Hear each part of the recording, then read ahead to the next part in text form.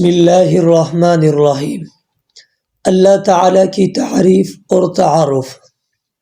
سورۃ فاتحہ میں اللہ تعالیٰ کا مکمل تعارف پیش کیا گیا ہے۔ فرمایا الحمد للہ رب العالمین الرحمن الرحیم مالک یوم الدین۔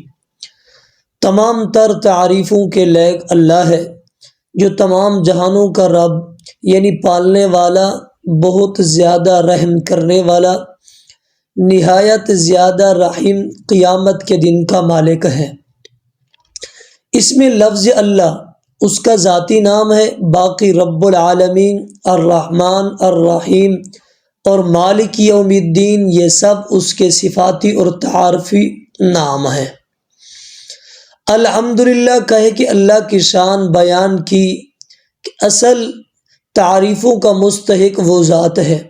رب العالمین کہہ کر بندے کو بتایا گیا کہ وہ تمام کائنات کا مالک ہے بلکہ پالنے والا۔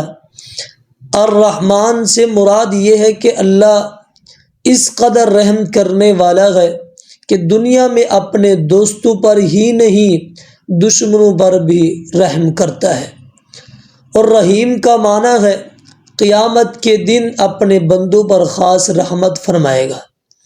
اس کے بعد مالک یوم الدین کہہ کر بتایا گیا ہے کہ رحمت کرنے والا رب ہی حساب کے دن کا مالک اور بادشاہ ہے۔ اس لیے اگر تم اس سے تعلق کو درست اور مضبوط کر لو تو وہاں آپ کا میزبان بندے کا اللہ تعالی سے عہد ہے۔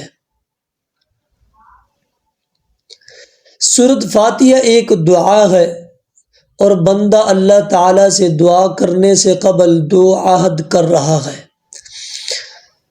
نمبر 1 ان میں سے پہلا عہد یہ ہے کہ اے اللہ ہم تیری ہی عبادت کرتے ہیں اور تیری ہی عبادت کریں گے۔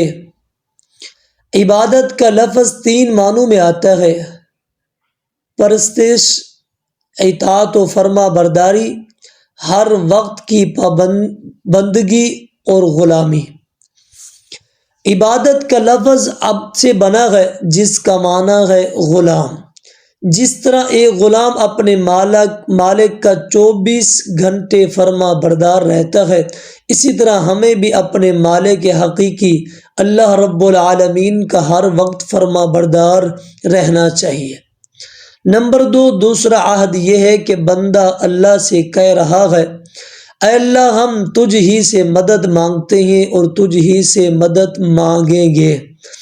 اے اللہ ہمیں معلوم ہے کہ تو ہی خالق کائنات ہے، تو ہی مالک کائنات ہے، تو ہی رازق کائنات ہے، تو ہی مشکل کشا ہے، تو ہی حاجت روا ہے، تو ہی بگڑی بنانے والا ہے، تو ہی داتا ہے، تو ہی دستگیر ہے، تو ہی غریب نواز ہے۔ اے میرے مالک اگر تو ہماری مدد نہیں کرے گا تو تیرے سوا ہماری کون مدد کرے گا؟ اس کے بعد بندہ اپنے مالک سے اس کے راستے پہ چلنے کی توفیق مانگتے ہوئے کہتا ہے